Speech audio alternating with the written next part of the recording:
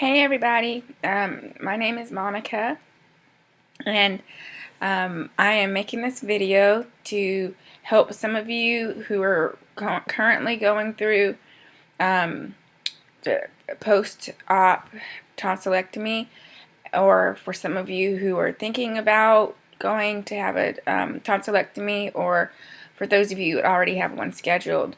I'm doing this to kind of help you guys know what to expect, some techniques that I found that have helped me out, and to hopefully help you all get through it a little bit better. I did a lot of research online about tonsillectomies, and there weren't a lot of things that I could find that were very helpful as far as things that could help me. There are a lot of people talking about the pain and what they were going through, experiencing, but nobody actually really sat down and just talked about what products and what things that they use that could actually help out. So this is why I decided to do this video as a resource for some of you who need some help in figuring out what you need to get. So I'm 35 years old, so I'm going through an adult tonsillectomy. I am on day number 8 right now, and just to give you a quick little recap, I suffered from a lot of sore throats over the last few years. I've had really bad tonsil stones. I've had strep, I think, 3 times so far this year. And the last 3 months I've had a non-stop sore throat. My doctor put me on some steroids. It didn't really help. The sore throat went away for maybe like a day or two, and it came back. So then he said, you need to go ahead and have your tonsils removed. So then when he actually removed them, he found a large abscess in my right tonsil. So he said it was good that we did go ahead and take them out. But, I'm sorry, day 8, and it still is kind of hard to swallow. Okay, so the day after surgery, I woke up, and I felt like I was okay. I think it was the anesthesia, so I felt, wow, this doesn't even really feel bad. Got home, laid in the bed, and took my first set of pain meds around 4 o'clock. And I'd say my second set was when the pain really started to set in. It's the pain, if I can describe it, it's like a really bad case of strep throat, and it's very uncomfortable, and it really just hurts most of the time when you swallow. In the beginning, it just kind of really hurts, just like a little burning, tingling sensation, but when you swallow, not gonna lie to you guys, it feels like you're swallowing broken glass. It really does. But it does get better. I really wanted to make a day-to-day video for you guys so you guys could see, what I was going through every day. But after the surgery, I lost my voice, and I actually just got my voice back today on day number 8. So you could probably hear my voice sounds a little strained and a little shaky. That's because my voice actually just came back today. Yesterday it was a little bit of a whisper, but today it actually came back finally. So I want to say the first day was really kind of hard. It was just kind of sleeping, trying to rest.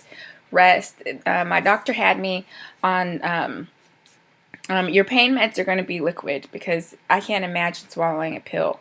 So my doctor had me on some hydrocodone, and I was supposed to take this every 4 hours,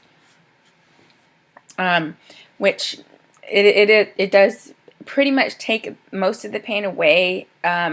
What you'll feel once you take the pain meds is more of just an uncomfortable feeling, but as far as the pain, it's more just uncomfortable. So you take that about every 4 hours, and then your doctor's also going to give you some antibiotics to help keep away an infection. And so you take the antibiotic twice a day, and I took it for about the first 5 days. I've actually been weaned off of the pain meds for 2 days now. Okay. So getting on with it. So the first day, I had popsicles, I want to say maybe 2 hours or so after getting home, I had popsicles. I didn't eat anything for the first day. I couldn't even imagine eating anything. The second day I woke up, didn't have any breakfast or anything. I did have a couple of popsicles, and had a couple of popsicles, and for lunch, I actually had some chicken noodle soup, which actually worked out pretty good. Didn't have anything the rest of the day. The third day, I had a little, maybe 3 spoonfuls of oatmeal. Oatmeal did not really go down very well. It was kind of rough on my throat. Just so you know, anything you eat cannot be hot. Even warm is probably going to be a little painful. You need everything to be ice cold, cold, or on the verge of being cold. But anything warm or hot, you're not going to be able to eat. It hurts too much. I want to say day 4, I actually had some scrambled eggs, which were really good. The eggs went down really amazingly well, and it was also good to have some actually kind of sort of solid food for once. So I ate 2 scrambled eggs for breakfast, and then for lunch I ate some more of the chicken soup, and it was more broth, and I'll show you guys what it is in a few, and didn't eat anything else for the rest of the day. Day 5, I tried to venture and get some mashed potatoes. They were a little on the watery side, but I did have mashed potatoes. Those did not do well for me at all. The mashed potatoes were still really kind of thick, and anything thick is very hard to swallow. I don't know what happens to the muscles in your throat after the surgery, but they get really weak. And swallowing anything really thick is really hard. It's like a chore. It's like a workout to swallow thick things when you have the surgery. So I tried the mashed potatoes, did not work out for me too well. So I just ended up eating pretty much Italian ice and popsicles for the rest of the day. I would say that, okay, I'm on day 8, so I say that between day 5 and day 8 were kind of the worst for me. I am feeling a lot improvement right now, but the last couple days have been kind of rough, and I think it's because the scabs are starting to heal, and they're starting to kind of come off a little bit, which is causing constant pain. Not just with the swallow, but just kind of like a constant, uncomfortable, sharp, stabbing pain. You really don't realize how much you swallow until you have something like this. So with every swallow, just simply swallowing saliva, it is kind of a challenge. And you get a little scared because you know you're going to have that broken glass feeling with every swallow. But don't worry, it does get better. It really does. Yesterday I had pretty rough day. I was going to take some more pain medication, but I decided to just kind of fight through the pain. I noticed that I guess wherever they put the clamps during the surgery started hurting about 2 days ago. It didn't hurt before, but about 2 days ago where they put the clamps, I'm assuming, are right under here and then right up there. And then my tongue. I don't know if they hold your tongue down when they're in there, but my tongue is really sore. So the last 2 days, my entire mouth has been pretty much hurting. It feels really bruised and very sore where they put those clamps at. And it hurts just about as much as where they took the tonsils out. Today's not as bad as it was yesterday and the day before, but so anyways, just to give you guys some ideas on some things that you can eat and some things that you can, do to help you through the process. One thing that I found that works really well are these cold packs. You can get these at CVS or your local drugstore. These are really great. what you want to do is just put them on your throat and just go to sleep with them or keep them there during the day. But I would suggest get 2 of them, because when this one gets warm on you, you want to be able to have another one to replace it, so you constantly have something cold on your throat. Having something cold on your throat really does help with the swelling and as well as the pain. So that really helped me out as well. The hydrocodone, I'm not sure. I heard some people are on Vicodin, some people are on Tylenol with codeine. Not sure what your doctor will give you, but it will be a liquid pain med. But just beware that they do, I know this, just giving you guys the honest truth, the liquid pain meds will make you constipated. So what you'll need to do is you'll need to get some sort of a stool softener. I tried this milk of magnesia, and that actually helped. My doctor actually suggested getting a stool softener. So the milk of magnesia, definitely you will want to have that on hand. Another thing that really helped me out, not just with the sore throat, but helped me get through eating, was the Septical throat lozenge. These are really good because what they do is they actually numb your throat. They numb your tongue, they numb your whole mouth pretty much. So when you get ready to eat, and they have a lot of different flavors, and so just kind of look at the different flavors and whatnot, but you want to get the throat numbing ones. They're really good. So I would suggest maybe 15 minutes before you get ready to eat something, pop one of these in your mouth, let it numb your mouth and your throat, and then eat.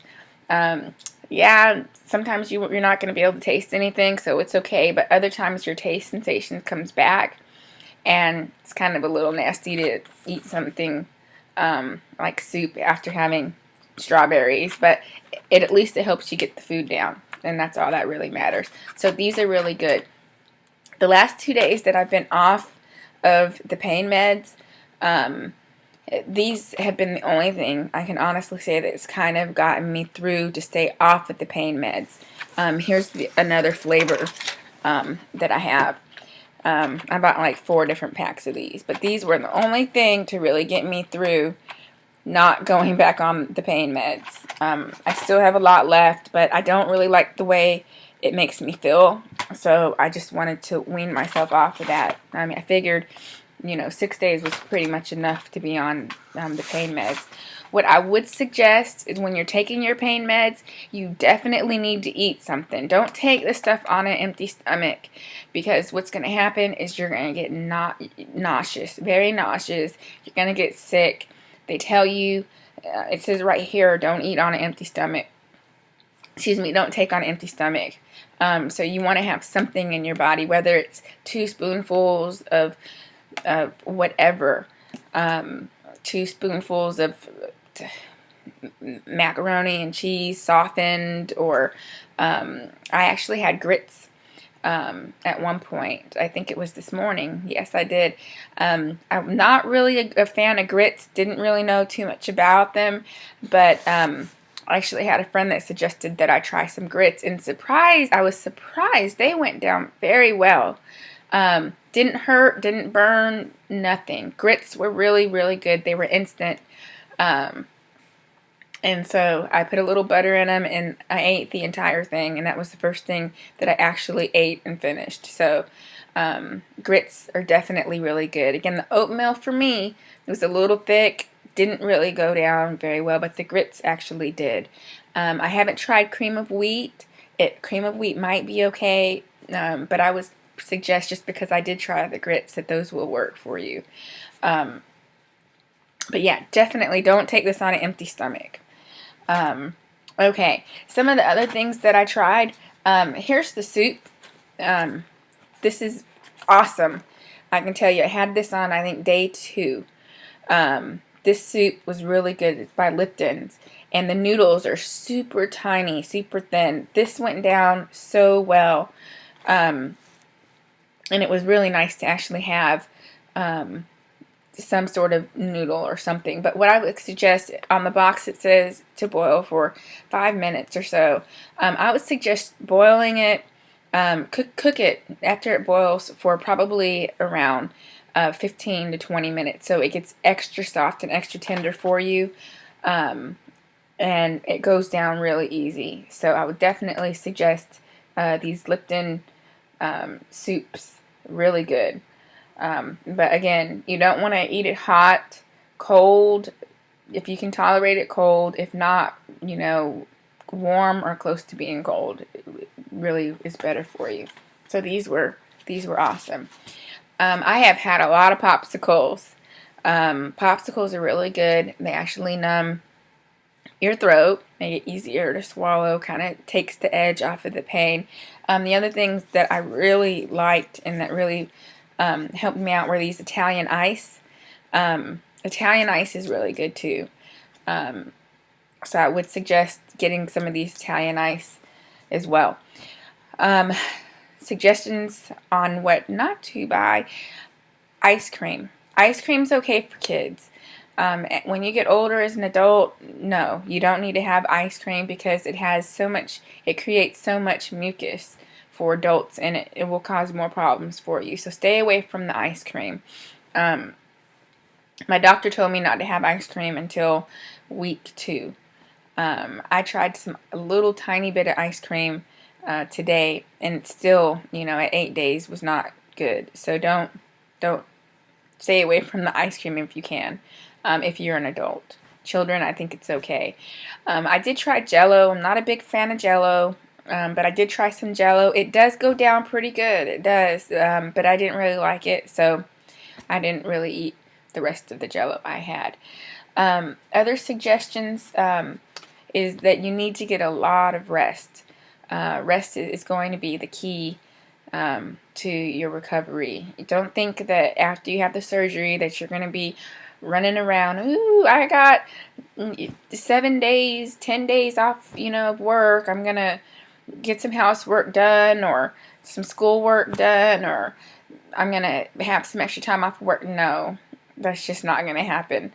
I'm finally at the point today where I was able to get some housework done and wash sheets and whatnot, but prior to today, I was pretty much just laying in the bed. I laid in the bed for about 3 days. And then after that, I was finally able to kind of get up and get moving a little bit. But don't think you're going to be out in the yard or running, errands. You can't actually drive while you're on the pain meds.